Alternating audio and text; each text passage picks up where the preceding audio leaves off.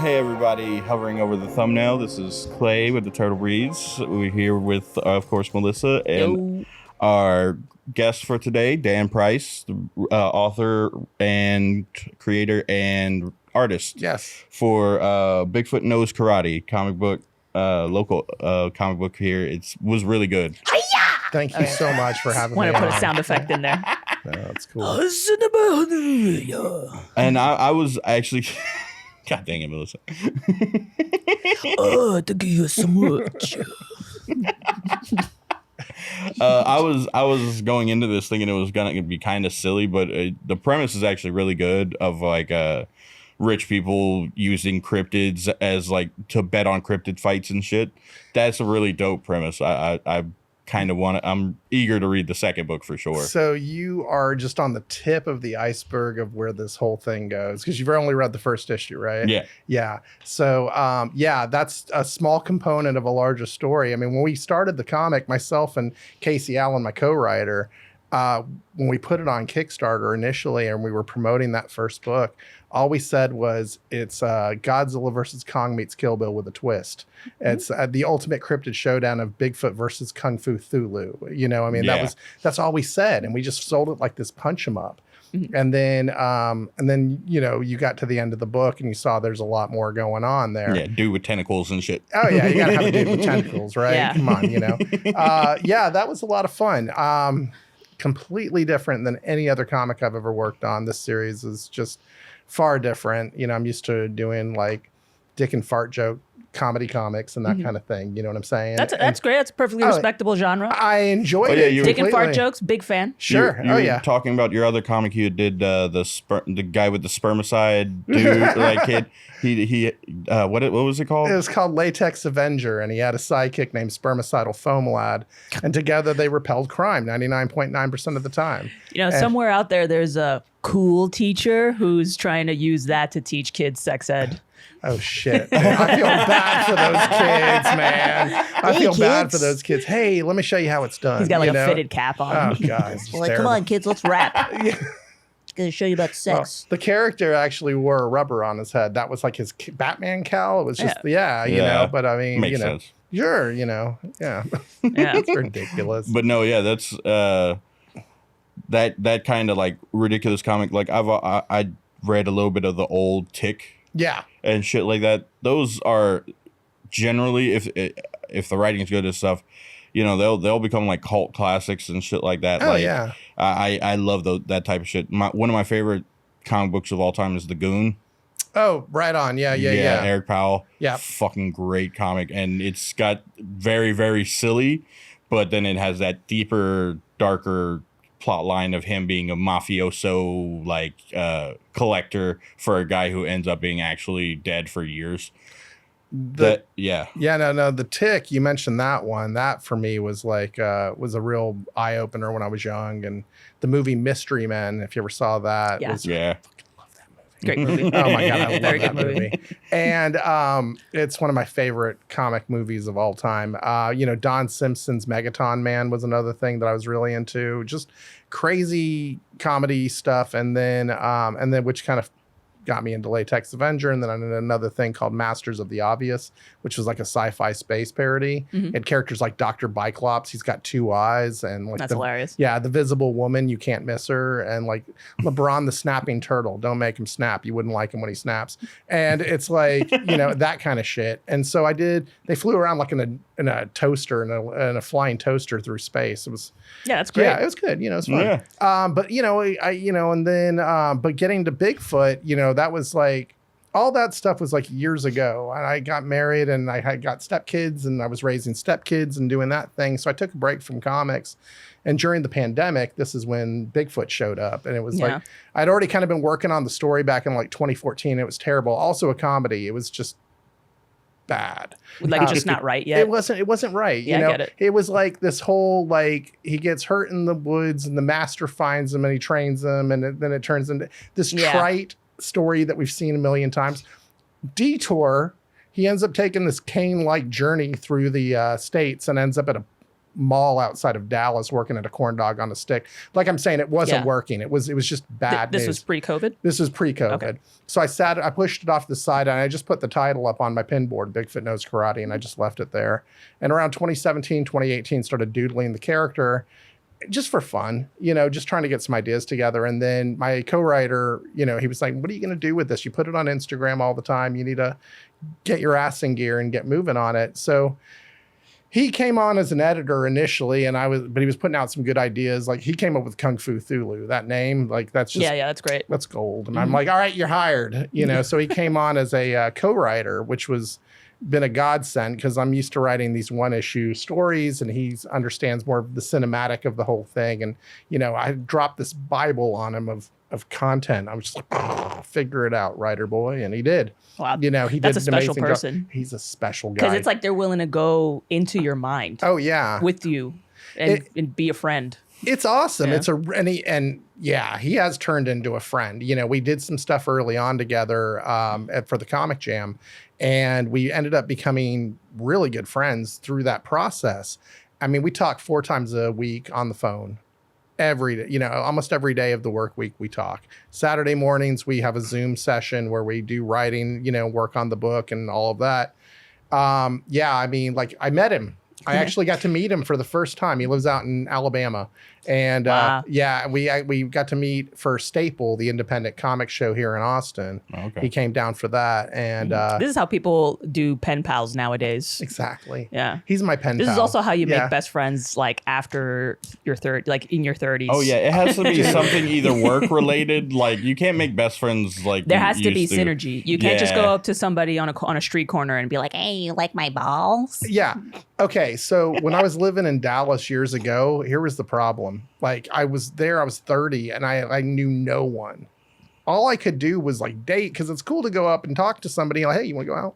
Go up to another guy and go, hey, I like your shirt. That's not going to work for you. You know what I mean? Like it's a very uncomfortable situation. Casey and I have become like amazing friends through this whole experience. So I'm real grateful for him. I mean, this book wouldn't be what it is without him. That's for sure. have you done all the artwork for every single issue of everything you've done so far? No. Okay. So I started off as an artist on Latex Avenger, and then I met a guy named Bon Adami who came on and took over the art chores because frankly, I was not cutting the mustard. Bon Adami? He just had like one name, like Cher? Bon Adami. Oh, Bon Adami. Bon Okay. Adami. Bon was a great guy. He was like a little brother to me. Mm-hmm. Unfortunately, he passed away about 6 years ago. Mm-hmm. Don't do drugs, kids. Sorry to hear that. Don't do drugs. Yeah.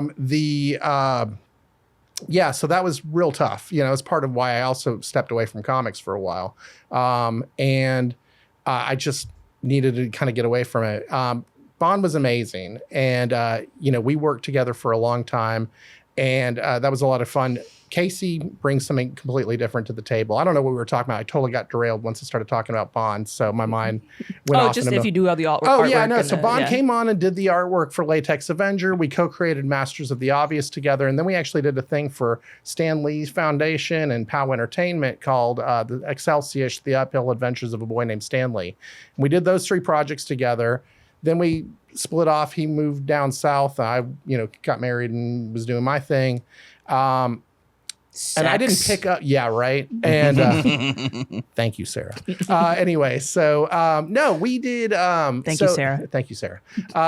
We did. I came back to doing art during the pandemic. Really, it was. I taught myself how to draw digitally, and I'm a graphic designer, art director, creative director for my career. Okay. And so I started taking my attitudes towards graphic design and putting it to comics. And once I put that connection together and started to stop separating the two and started thinking of them as one way to design and one way to, to make a comic book, it all kind of clicked. And it's just been a pleasure. I told Clay when we were sitting outside before, I actually don't draw with a stylus or a pencil. I draw with my fingertip on my computer screen. Oh, cool. And so that makes it different, but it's tactile. It makes it work for me. So. Mm-hmm.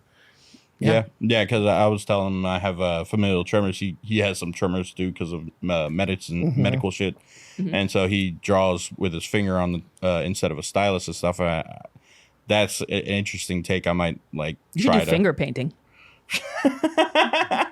Should Just design an shaky entire hand. comic book. Yeah, you're just like, it would look so gnarly. That'd Probably be look interesting. Yeah, I think so. What's the sort of, how did the Bigfoot knows karate concept come into being? Like what happened here? Where did it start? Was it a dream? No, it was where you yeah, no, it was it's kind of like the Reese's peanut butter cup effect. You got chocolate, you got peanut butter. They're both great. Bigfoot knows karate. What if we smush them together and see what happens?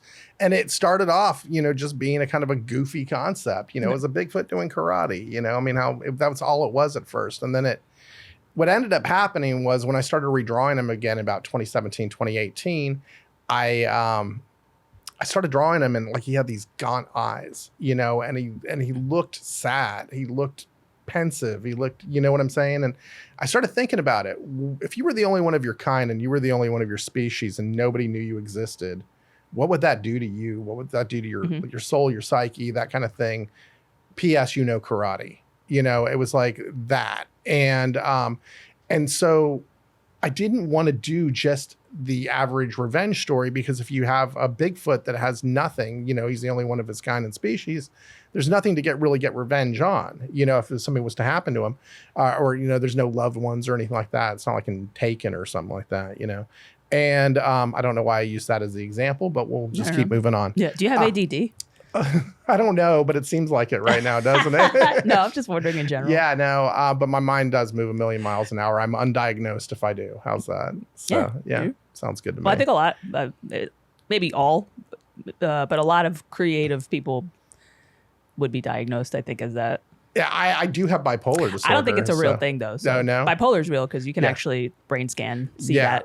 No, I do have bipolar disorder, but it's good food, good sleep, good What's meds. the most manic you've been? Oh Lord. What's the craziest shit? Like you take apart a toaster or some shit? What do you do? No. What's the most manic thing I've ever done?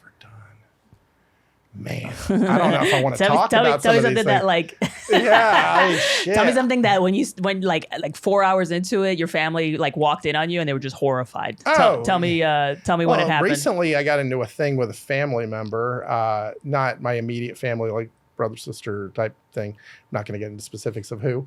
But yeah, no, we got into a whole political whole thing. We see things a little differently. I'll just put it like that. Okay. And I worked myself up into a tizzy, something fierce. Yeah. And I mean, and my wife comes downstairs and she's like, "What the fuck?"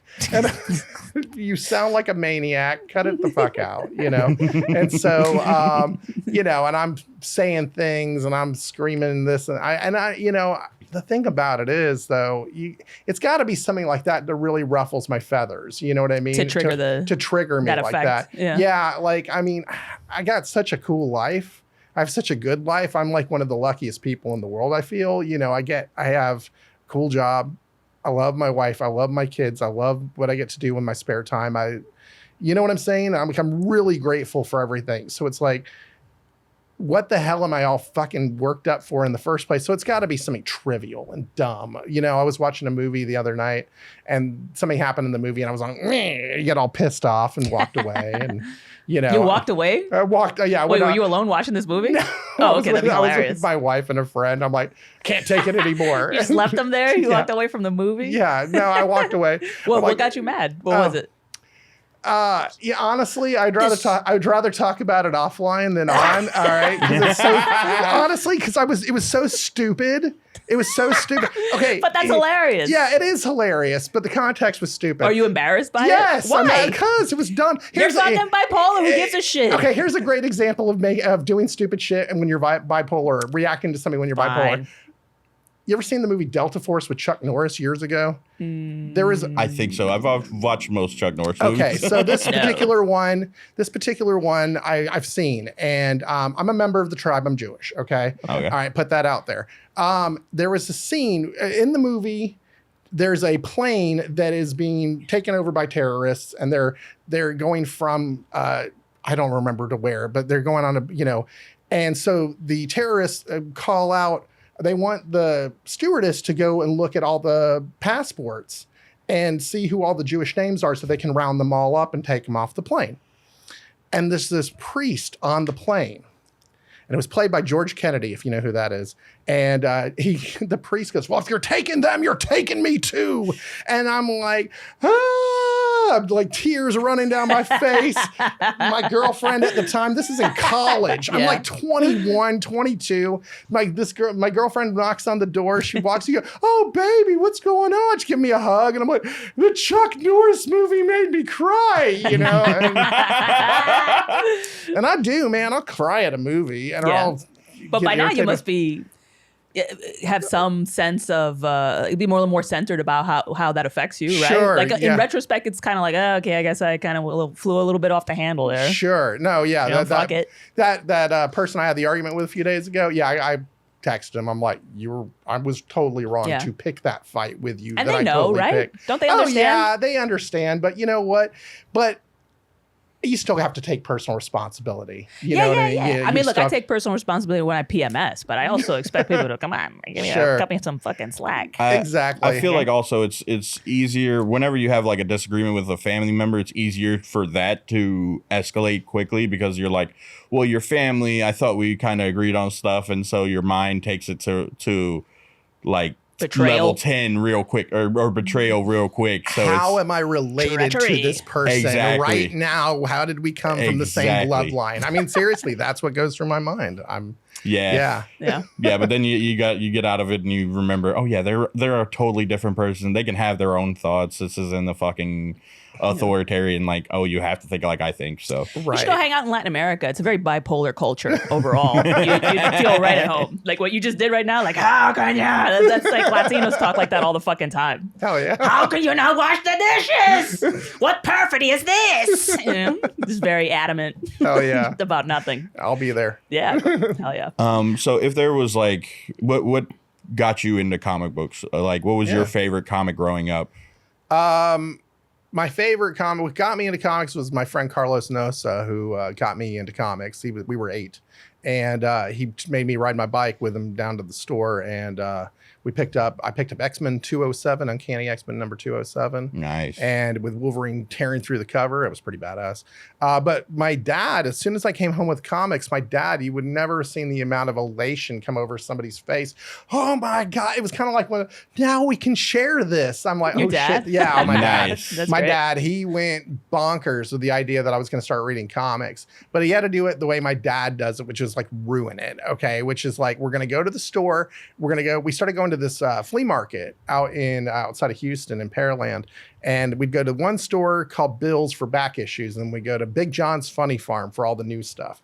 But my dad had to like, you're going to bag your books. You're going to board your books. You're going to tape your books. You're going to put them in the box. You're going to put them in order. And you're going to put a ledger together. Yeah, you don't have to tell me. I know how dads work. Yeah, a ledger. Okay. I mean, I'm old, but ledger. And I had to write down all the books and check them off. And oh my like God. you were making a little library for yourself. Basically it. Yeah, I had a Dewey Decimal System all for me. Oh my God. That was my brother for me. Like when I got into Magic the Gathering. Sure. And my brother was that way with the cards of like, he would get the fucking whole boxes and shit and be like, all right, put your decks in here and then put all the rest of the cards here, put them like correctly because they might be worth money someday. So we're going to put them up in storage and shit. And I'm like, dude, I'm going to take these down like 5 times a day to play myself, like play against myself with decks and make new decks and shit and trade cards. Like this isn't, I'm going to be using these things. And it was the same with comics. Like he'd be like, those comics are probably gonna like I had all the Swamp Thing and all the old Green Arrow and all this shit. And he's like, those comics might be worth money one day. And I'm like, yeah, I'm gonna read them tomorrow though. Like I'm gonna reread them. Are there any hot Magic the Gathering creatures? Oh, dude? Magic has some of the best artwork of all time. And yes, there are. Yes. Anybody you had a crush on? No. Are you lying to me? No. I don't believe you. No, I would if I did have like animation crushes. Yeah. Growing up, but not No Magic the Gathering creatures? Not Magic the Gathering. No? No. All right. Did you ever play Magic the Gathering? I did for about 2 weeks in freshman year of college. Any hot ones? He's not going to tell me because he doesn't Mana. want to. That's the only card I Mana? remember was Mana. You know? There's like the mana is like islands and stuff. I mean, yeah, for some people who could, that's the thing. For some people. Well, no, I grew up in the era of actual porn, so I moved past the ability of jerking off to just a picture of something real quick. Okay. So it had to be something moving. So like somebody's bragging. I'm sorry, portraiture does not do it for me. I mean, if it was good for people throughout the 19th century, you're not better than them. I mean, I'm not better, but I have better equipment. Yeah, sure. I guess. I'll give you that.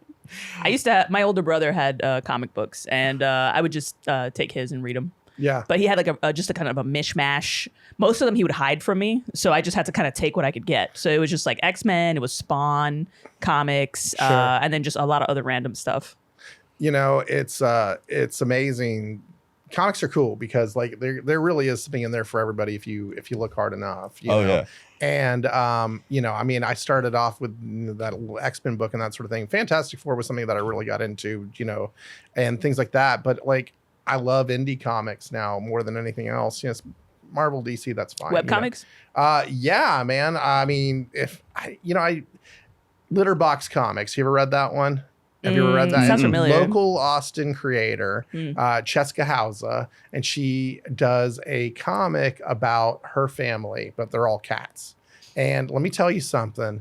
This thing has blown the fuck up. That's great. She is 400,000 plus followers on Instagram or something like that, and she is doing it. I am so proud of her. Yeah. Do you know her personally? Oh yeah. Oh, okay. Oh yeah. I've known her for 15 years. Her husband also has a web comic called Grizzly Comics. Okay. And is it his family, but they're grizzly bears? No. This is a ghost story type thing. Very beautiful work. Both of them are just such talented people. But that Litterbox Comics, if you've not read it, check it out on Instagram. Litterbox Comics. Litterbox Comics. Okay. It's cute. Okay. It's funny. Can you drop the name of the author again? Cheska Hausa. Okay. Yeah. Fuck yeah. It's funny. It's nerdy as all get out. If you're a nerd, you're gonna love it. If you're a parent and you're a nerd, you're really gonna love it. You know. I mean, Sweet. yeah. So but I was telling Clay about a book that I was reading recently called Crit. And that's like based on a homebrewed D&D campaign that they recorded the campaign and turned it into a comic book, which is absolutely a crazy concept. I love that. Another Austin creator worth checking out is Robert Garcia.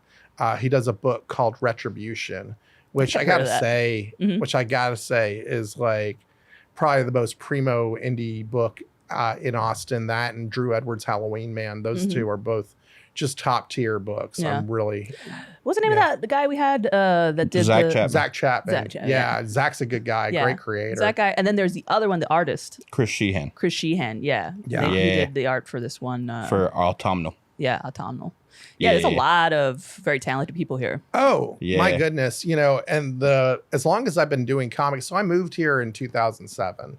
And I moved here on a March 2nd, 2007. I remember that because my very first convention I ever did was March 3rd, the next day, here in Austin at the Staple Independent Media Expo. My comics arrived on March 1st. So they were sitting on my apartment door waiting for me when I moved into the apartment. Literally, I put all my boxes in the apartment, got some sleep, woke up the next day and went off to this convention, you know. And since then, I've met so many amazing creators, you know. I mean, this city has got an amazing pulse for creativity for the comic book world. I mean, it really does. I've met so many great creators here, and you know, some have been really just fucking instrumental. And you know, for me, I mean, like this year I was a Best of Austin finalist for comic creator. That's awesome. Yeah, and Congratulations. thank you. And that probably wouldn't have happened if Drew Edwards hadn't said, "Hey, everybody, don't nominate me, vote for Dan." You know, I Sure. mean, that's a friend right there. You know, and but he also said to me, "And next year I'm going for it again, so be ready." I said, All "All right, right. cool." Why did he do that? Except aside from being a friend. I think being a friend more That than was anything it? else. Yeah, he's won it previously, Uh-huh. and and he said to me, "You're doing some of the best work I've seen in the long. The he's- best work I've done is what he was saying, but also the best work that he's seen in a He's long setting time. up a around it. rival. He's setting up like a His arch WWE. nemesis. Yeah, WWE. He's gonna turn on me and hit me with a chair. Drew is a good friend. We've known each other about 14, 15 years. I mean, I met a lot of these people when I first got in. And so we actually we do Comic Palooza together. We get a big corner booth together and do that. And, I was at his baby shower just a couple of days ago. He and his wife were having a kid. So I was there a few How days. was that? Did they do a gender reveal? No, we already knew ahead of All time. right, Yeah. okay. But All right. it was a lot of fun. They pinned the tail on the baby or something like that. Not the actual one, but on the wall. Oh, good. And That's good. Yeah. Less pinpricks to the kid is Yes. better off. Yeah. No, but it was a nice time, but that's the thing about this comic community here. A lot of us get together and just hang out, and we'll go get a beer, go grab some food or something like that. Or annually I have comic creators over to my house and I'll do like a big, grilling session and we'll hang out or they'll come to I do a crawfish boil every year. So like, Really? Oh yeah. You're a Did you know crawfish fan? he's an expert Oh yeah, crawfish? you're a Louisiana boy, right? Yeah, I have 4 uncles with crawfish farms. Yeah, we need to talk. All right, we need to talk. For sure. Yeah, no, Yeah. because we got our This crawfish podcast from a just dude. brings people together. Oh man, I'm telling you. What part of Louisiana are you from? Near Lafayette, Okay. Maurice. Okay, gotcha. Yeah. My wife's from Ponchatoula. Okay. Yeah. So anyway. I'll cook a crawfish etouffee and bring it here. Oh, and yeah. It's we had a big name Louisiana comic come through, Sean Patton, who said my crawfish etouffee is the best he ever had. So yeah. Oh, Yeah, that's shit. awesome. Shout out. Yeah, no. I write for a magazine when I don't do this stuff as well. And one of my readers from the magazine sent me a book, and it was like a book of like Southern and soul food cooking. Oh, that's great. And amazing. And we had and the first thing I made out of it, when my wife and we made it together because she's a brilliant cook, and I'm not no slouch myself, but we did this awesome duck and crawfish gumbo. Ooh. Oh shit! I still dream about that. It was Yeah, that good. good. It Duck was that good. duck in a gumbo is really good, Oh, and then yeah. any kind of seafood gumbo. I don't know if my family ever mixed duck with any kind of seafood, but that would be fire. Oh yeah. I would with be the interested. Viron sausage in there, man. Yeah, Yeah. you know what I'm talking about. most of the sausage we would use is just straight up like venison. Like my Sure. stepdad would hunt, so almost all the time we'd have sausage. It would be venison, Perfect. straight like fresh venison. Beautiful. Damn, I'm hungry. Yeah, me too. All right, well, let's wrap this up and go get some burgers. How's that sound? Wait, how long has it been? No, I'm kidding. Yeah, I'm like, yeah, that was short. All right, let's move on. Yeah. All right. So, are you working on the next installment of this? Like, what's your process? Yeah, Where are you I'm at right working now? on it right now. Going to be kickstarting the next one in the beginning of the new year. And so script's done, and I am just plugging away on pages right now. I finished one yesterday. On to the next one. So, What's your writing process? okay. All right. My writing process. So we use a Google Doc. And we do those phone calls through the week, and we get ideas together, and people write down the notes inside the Google Doc. I write in blue, he writes in green or red, I can't remember. And then whatever we solidify goes to black. And so we'll write notes in there. I mean, I have a synopsis for the whole arc. Mhm. And there's like the short synopsis and then the long synopsis. And so we'll work from that as a frame. And then just, generally Casey takes the first swing based on the synopsis, and then I'll work with him on that, and we'll just kind of go back and forth. Well, this is working, this isn't. And then we'll solidify the script. And then during the lettering process, that's when we then I go in and I truncate words. I'm really big on as few words as possible in a bubble. So just do some minor dialogue editing during that time. But yeah, that's pretty much how it works. I mean, it's pretty archaic. I mean, not archaic, but it's pretty basic. It's just a Google Doc. Well, yeah, I mean, you don't want to overcomplicate it. No. Then you'll just be really good at that Yeah. thing and No. not really at making the story. You're just like, I'm extremely good at Excel. Yeah. That's not my bag. like No. now to write the story. So how much do y'all have? Do you have a longer synopsis of like most of or a good portion of the story that you still haven't written. Like, how far you think you're gonna go with Bigfoot Knows Karate? Like, Yeah, you want to drop any spoilers or Sure. non-spoilers? Maybe like a little preview. A little preview. Yeah, something. Yeah. Get a little something. Sure. So now the first arc is going to be 5 issues. Okay. We did Hanagon, which is the prequel book that takes place in feudal Japan. We did that, and the artist on that was somebody not me. That was Adam Caswell. He's amazing. I'm doing all the artwork on the main arc for the next 5 issues. After that, there will be an epilogue in the back of issue 5 that'll lead us into the next arc. We've yet to select an artist for that yet. That's okay. I've still got 2 more issues to get through before I can even really think about that. Okay. But yeah, we've got the next arc figured out, the one shot after that. And we're going to be doing some more side stories like Hanagon, which we're kind of, if just peels back. Whoops, shit. Sorry. That peels back the layer. Don't worry about these mics. Just about the fucking mic. punch that mic, brother. Yeah, take a bite out of it. Just hawk to all over the mic. Don't even give a shit about it. Hey, so now I've just recently heard that phrase in the last couple of days, and I'm so. You haven't seen the video? I have not seen the video, but somebody in an Instagram comment used it, and then somebody said, "No, you're using that wrong," and then all these people dogpiled on them for that. So I really don't know what it means. Do we have internet? Would you be able to pull that up? Is that cool? All right, take your time. Yeah, it's a video of an interview. I think it actually happened on 6th Street of a dude just asking a girl how do you please a man in bed? And, how do you drive a guy crazy? That was the question. Yeah, how do you drive a guy crazy? And this was the What's one response. move in bed that makes a man go crazy every time? You gotta give him that hawk too and spit on that thing. You get me? All right. Instant fame, multi-millionaire, in speaking engagements across the country, soon across the world. Sure. Probably opening for the next Super Bowl halftime show. Well, no, she said she's going to start a comedy career. In about 20 years, she's going to be the president of the United States. And that's probably what's going to happen. Yay. Yeah. So hawk 2. Now I know. All right. I'm in the know now. I'm glad you could come on the podcast to learn that. Hey, we're at the end of culture. I mean, that's kind of what we got, you know? Shit, it's right? that kind of shit. No And shit. it's fine. I don't even, why even be outraged about it? It's just kind of what it is. It is what it is. She wants to be a comedian now, though, right? Yeah, she wants to do stand-up comedy. So she's going to start. No problem with that. She's moving to LA. She said she's gonna start a podcast and start doing stand-up comedy. And Good for her. Literally, she's gonna be like Hamburger Jones. She's every Hamburger. Oh yeah, that guy. Yeah. Every punchline, every joke she's gonna do at the end, she's just great. gonna be like hawk to it. Like that's gonna be her punchline for everything. That would be, dude. If she actually was funny enough to think to do that, that would be amazing. Like if she actually doubled down and did make that like Hamburger Jones, because that guy was hilarious. He did Def Comedy Jam, and he would say something, and then he would be like hamburger. And he just kept doing it, and it works.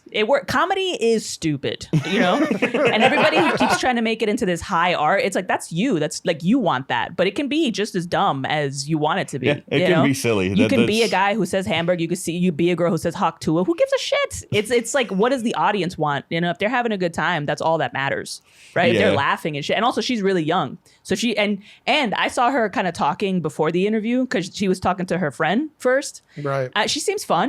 She seems fun. She has a good sense of humor. She said her ass was flat. Like she said all kinds of very self-deprecating, very fun girl. And now she has a chance to improve that, right? And be something. So if she doesn't deviate, if she doesn't like just start smoking meth with some Hollywood starlet, and die horribly in a car crash or some shit like that, like she could actually have a future. I'm rooting for the future. Yeah, me too. Because that meth thing doesn't seem to work out very well for most folks. It doesn't, So, but Hollywood is really skeezy. So it's easy to fall into some byway of some shitty lifestyle. Sure. Because they're fun, The sleazier, the better. So. Yeah, it would be unfortunate, but it'd be interesting for sure to watch her, like, see where she goes. Because I saw Ron Jeremy try to do stand-up in San Diego. Really? It was great. Really? Yeah, people in that side of the business. I mean, they're all the strippers, porn stars. Those are very fun people. They have taken multiple dicks to the ass for so long that they just have no pretension anymore. You can't. Yeah. It's like they're just free. and they have a really good sense of humor about everything and about themselves. And they tend to be really fun on stage, even if they don't end up being great comics. Although I've heard, I know a comic who's done the AVN Awards a few times, and they do not like it whenever you make fun of the fact that they have an award show for porn. They do not. Wait, they don't like it? Yeah. Well, tough shit. Who cares what they like or don't like? I mean, you're saying they have a good sense of humor. They do not have it about. Well, but those are administrators, right? Those are administrators, the tops of the porn production world. Like they suck. I'm talking about the people at the bottom. You know, the people literally at the bottom, like pushed over to the bottom so that they could take it. You know, like you got to have a good sense of humor in that position after a while. In that position, for sure. Yeah. Come on. Yeah. You go, how are you going to be Absolutely. mad like that for 20 years? I challenge you to be like angry or like hold a grudge while you're just being pounded for like hours. You know what I mean? Like eventually it's going to be so ludicrous that you're going to laugh. You know, you're going to laugh at yourself. You're going to laugh at the situation, right? And now you're free. And I think that's what happens. Me and some friends. It was my friend's 30th birthday. We went to Vegas. He wanted to go to Vegas, but we didn't have 2 dimes to rub together, at least for the room. You know, we had enough money to go gamble with, but we had, so we ended up staying at Circus. Okay. And if you've ever been to Vegas and stayed at Circus, you know, it's just. I went for the first time last year. How'd you like it? I think it was good. Yeah. It was a lot. Yeah, I'm good for 2 days there, and then I want to get the hell out for 3 years. Yeah, you know what I mean? that's how I felt. That's about how as often I can handle going to Vegas. But we ended up staying at Circus, which is an absolute shithole. Mm-hmm. But the people in the line behind us, they're doing something in the adult line of business. Mm-hmm. You know what I mean? And so we get to bullshitting. And anyway, so it's the AVN Awards in Vegas that weekend while we're there. So it's me, 2 other buddies, and the birthday boy's girlfriend. Okay. She's awesome. You know, all of that. But they all invite us to the AVN Awards after party. They're like, hey, you want to come to this after party? You know, we're going to be up here, whatever. And we're all like, yeah. And the girlfriend's like, no. And we're all like, we can't do that. You know, like we couldn't ditch her. She's cool. She's family. You know what I mean? Damn, you didn't even invite her? Jesus No, Christ. we did invite her. Okay. No, we did invite her. I thought you were like, hey, see you later. She's See like, you, peace. no. No. Of course we invited her, Okay. but no. But we did not go, we did not go. But at least that, it was nice to get the invite. It was very flattering. Yeah, that's great. Yeah. What would have been, right? Oh, I know, right? What the stories I could have told. Anyway. You would have woke up with your butt hurting or Yeah, something. no It would have been shit. great. Hey, you got to be able to laugh at yourself in that position, right? Absolutely, there you in all go. positions. What do you think it would take to convince a regular schmegular girl, right, who, because of a lack of contact with that world, and because she doesn't have like a male, sex drive and experience with porn, like, Sure. Would be hesitant or intimidated to be there. So what do you think it would take to convince her? Like, should you tell her there's cake there? No, you know or something? what? The gentleman in me is not going to convince her to go there, honestly. Well, not coerce, No, not pressure. no, I'm just saying, yeah, like persuade. Like, Oh, okay. like, look at this perspective. Okay, if we're Yeah. going from that perspective, And then, she can still say no. Yes, of course. No, I would probably have to go under the people watching is going to be fantastic. I think that's number Hey, one. that's good. That's the first thing. 'cause That's good. all Female psychology. Yeah, the people. Well, it's like that's half the reason to go to the mall too, or the DMV or whatever. The people watching. Chef's kiss. Did you grow up man. with a lot of women around? Oh yeah. Oh, I see. Oh, That's yeah. why. Because that's actually a very sharp answer about women. Because that's the way to go about it. It's like, do you want to go and talk shit about them? Yeah, I'm a man who was Let's go raised look by at these women. skanks and talk shit Yeah. about them and hate Yeah. them. No. My dad died when I was young, and it was so my mom, my sisters, grandma, they all raised me up. Mm-hmm. So, and then I think, I've just always been friends with a lot of women. It's just how it goes, right? And so, I don't know. I mean, I was a pig too at one point in my life, I'm sure. But you're a guy. I'm a guy. Well, you have Yeah. the impulses, right? Yeah, You're still you, right? You have your perspective, and but I don't want to come whatever. off as sensitive ponytail man or Absolutely. anything like I'm that. sorry. But at the Look, same Yeah. time, but at this the man same is time- clear. I just wanted to say to the listeners, this man is clearly not gay. No, it's not like that. This is not a gay man here. This is not a floofy straight man either. Okay, this is a man. Is a man among men. I don't know That's about what I all would that. say. I hunt with my teeth. He's a lover, not a fighter. That's all. What are you gonna do? Got a little Trump there at the end. I don't know Oh why. shit! I But- have the hands. He's a lover and a fighter. Your Trump is better than your Filipino woman. my Trump. My Filipino woman is good. You just No, don't it's know. not. You don't know any Filipinos. Filipinos, okay? Yeah, I guess it's not that great.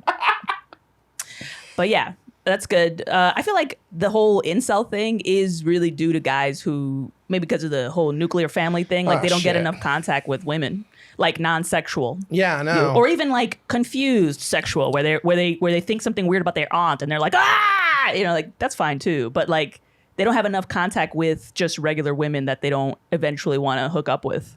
You know what? It's shocking to me that somebody can feel like somebody owes them that. You know what I mean? I think that's what it is, though. Yeah, I mean that's how I think it is. You know. Yeah.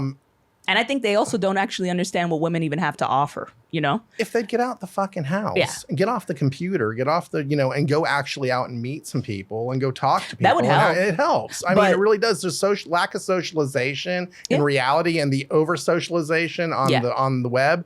It's created this me for so many people. Yeah, absolutely. And so why not feel like you're owed this or that? Yeah. No, because you're. But female punk. socialization for guys is really important They should because you're not like a guy who grew up with a bunch of dudes. Right. You know what I mean?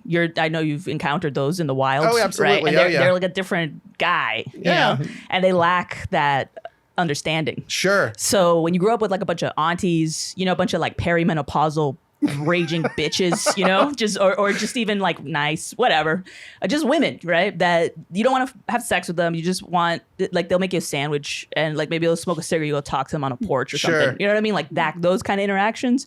You need that. I think men need that with women. I think that we all need to, you need to talk to each other, man. Yeah, dude. You need to talk to each other, We need more podcasts. I agree, because there's not enough podcasts. There's Oh, not yeah, enough no. podcasts. We need more podcasts. We need to talk more. That is what it's ending up being. People just literally making podcasts just to have conversations with other people. Well, yeah, I think it'll And eventually just become. That's kind of sad. That is Is kind of it? a sad part of our culture right now, where it's like people don't have actual interactions with people enough to where they have to try to make a way to monetize it to make it worth their own while in their mind, I guess. Well, not everybody tries to monetize a podcast. Yeah, Right? but most of them, that's like the idea behind it, the goal. You Yeah. know, they don't get the opportunity because it doesn't get big enough because there are so many fucking podcasts now. But like, yeah, I don't know. It's starting to get weird because most of them are just like most podcasts. It's like 2 to 3 people sitting around talking about random bullshit or like, Yeah. the headline for today is. I know Justin's like, hello. We have a through Also, line. don't fuck with Justin's business model. You're going like, it's so sad that 3 to 4 people just sit around talking. Justin's We like, I'm have- trying to make a living here, asshole. We have a through line with ours. We have a book, Bigfoot Knows Karate, that we were discussing. And whatever. So does every fucking book club across the country. What are you talking about? I think it's fine. I don't think it's sad. Nothing. I think what people do, like on the in the impetus of their own inspiration, their own genius, right? I think it's good. You go do it. More podcasts. It's probably just eventually going to get to a point where there's just going to be this kind of fluid transition from like really hyper local podcasts to like community podcasts to like statewide podcasts to whatever, and then ones that go more towards entertainment and other goes towards government or whatever. It's just it's a way to communicate. It's good, and it's also good because I feel like sometimes, I don't know if you've observed this, but I think with the internet and the fact that people just consume fucking data, they just nonstop. I think it's actually made people talk like that themselves. I think some people have lost the ability to have a back and forth. Like, we're not trained well, Right. and that's like not a terrible problem, but when you see it, like those people who are like punishers, like the Channel 5 guy called them that, and I like that word, so I'm just gonna reuse it. But punishers, right? Yeah. Like people that they show up and that you're not gonna get a word in. Yeah. They Right. spout as many facts or whatever the fuck they want to have the conversation about. They say it as fast as they can, as quick and Yeah. short and concise as they can, and don't let you get a word in, and then Jump to the next thing. Yep. Okay, so that's one part of the problem. On the other side of the problem is, you ever met those people who talk like they're like those clickbait articles that buries the lead 19 paragraphs down? Yep. Yes. Yeah, that is another thing that you Yeah. run into as well. They're telling the story and they're going on and by the way, I know what you're talking huge about. piece of information that should have been at the, you know what I'm saying? Yeah. So I don't know what's better or worse, honestly. At least the schmuck who was saying it fast and is getting it over quickly, and I can get on with True. my day. But at the same time, But they never leave. They never leave. You're It's the like- one. It's like the drunk uncle at the cookout. You know what I mean? Yeah. Yes. Yeah. And Yeah. I think that's it, the lack of social interactions. Mm-hmm. It makes people go online, like you're online all the time. And it's usually those kind of people, right? They're very alone all the time, Yeah. which is fine. It doesn't mean they're lonely. I'm just saying they want to be alone, or maybe Sure. they're just online all day, right? Sure. So they got all this shit pent up and they need to unload it, and then so they go to a social place and then Right. they see you and you're Yeah. like, this is a nice guy. It's just kind of, it's like projectile vomiting, like every experience they had over the week on you because they need to share it, And the whole time I'm thinking, why does this shit happen Yeah. to me? Why does this shit happen to me? Always me. Yeah. Always, yeah. Do you get that kind of attention a lot? I get some crazy people coming up to me and just feeling like, hey, you got that face. Let's talk to you. You Yeah. know what I mean? I get And- punishers. Do you? Yeah, Yeah. because I'm a very good listener. Because my mom's kind of like that. Yeah. So I learned to kind of sit and just ride it out, and eventually Sure. that somebody will get to the point, and that's fine. But it makes it so that people like that, I think they just like hanging out with me and talking because they know Sure. that they got an ear here. Yeah, So- I get that a good bit. I've been working here for 3 years, and I'm one of the more I'd say affable security. Kind of just sit out back in the back patio, smoking a cigarette. Very smiley, jovial looking person. So I'll get random awkward comics and shit just come sit next to me and expect to get a good conversation. Some of them will try to start a conversation themselves. And most of the time I'm back there, I'm thinking of like a story or something, trying to think to myself, jamming music back there. And I will sit in awkward silence for however long it takes for them to walk away. I do not care at this point. I have lost the ability to give a fuck. Right. I gotta get like that somehow. Gotta get my shit together. How many people do you encounter in real life that you put it? Do you put into your comic books? And Bigfoot, none. That's there's no pop culture. There's no Easter eggs. It's not that kind of book. But in Latex Avenger, Masters of the Obvious, everybody was fodder. Everybody was fodder. I did a book that was called Latex Avenger: The Wrath of Khan, which was like it takes place at a comic book convention, and all the stories that happened in the convention story were all basically things that happened to me at conventions. Oh, cool. Just with the volume turned up real loud, and I was, it was me and Bond rather than Latex Avenger and Spermicidal Foam Lad.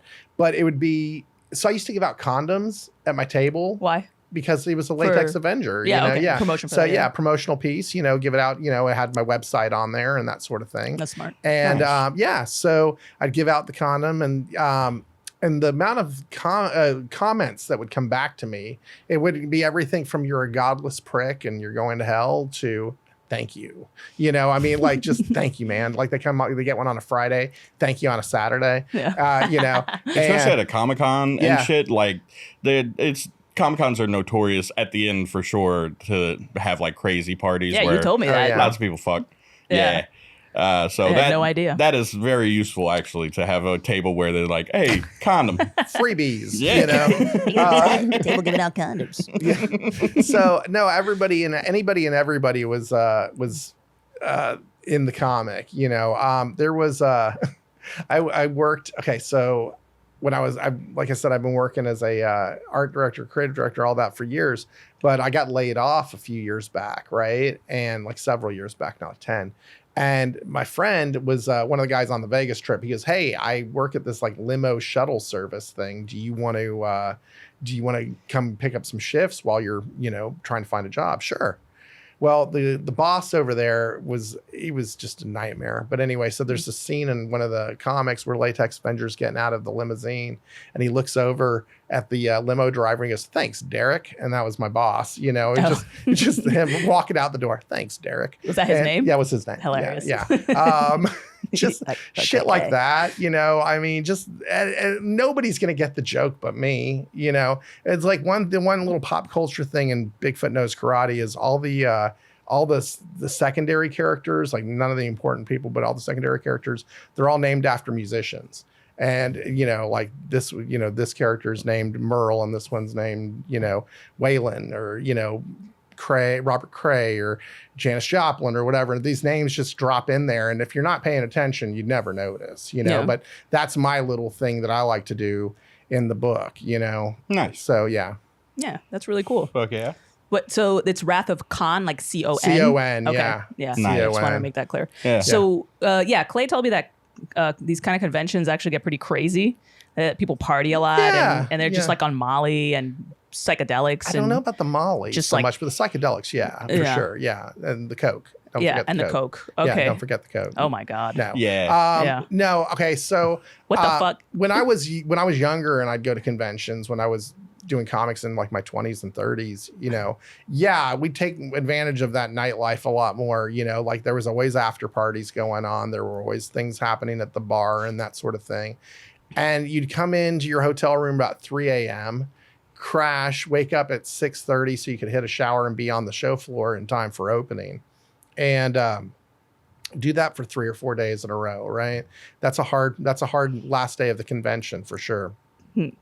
Nowadays, I'm 48, so the desire to go stay up till 3 a.m. does not sound near as fun as it used to. So now it's like go get some dinner, go have a couple of drinks, get back to the room, get some sleep. So I'm already like that, man. I'm getting like that. I just like after a while, I'm just like, come on, let's go get some brownies or some shit. Yeah, we tried to do that anime convention, and she was done. I was out. Yeah, she was done. I was out. Well, because it's just like I already know what's gonna happen. I've seen it like a million times. Sure. I know, right? It's gonna be two people are gonna hook up and almost have sex at the bar before they leave, right? One girl is gonna end up on a stoop crying, right? Surrounded by her girlfriends, right? Some like idiot guy is never gonna get laid that night, but he's just gonna wander around and then talk your ear off for the rest of it, right? It's the same thing happens every time. All right. And that's a wrap, folks. Actually, it's about time we gotta go. Right. Thank you for coming on so thanks much. For having me, plug your Instagram or any kind of socials or anything you want to plug. Sure. Please check out BigfootKnowsKarate.com. You can find links to my social media, and that's Danomite139, DANOMYTE139. You can also find link to my publisher, Lesser Known Comics, where you can find copies of Bigfoot Knows Karate on sale on their site, where you can just find them BigfootKnowsKarate.com. Other than that, if you are, when does this? It's going to come out in 2 weeks, I think. 2 weeks? Okay, yeah. All right, never mind. I'm going to be at Greater Austin this weekend, but it'll be over. So, okay. All right. Thank you so much for having me on. I really do appreciate it. Of course. Yeah. Melissa? Melissa Diaz, number 4, letter U on Instagram. That's it. And my name is Mud9210 on Instagram. And check out all the shows on Turtle Reads Pod. Check out the Turtle Reads Pod, all our episodes on the Creek and Cave YouTube. And all the other shows on there are hilarious as well. It's not just random people talking about random shit, I promise. Thank you all for coming. So what if it is? Most of it is. Yeah. Some of it is. But it's all hilarious. All right, thank you all for coming, and we'll see y'all next time. Bye. Peace.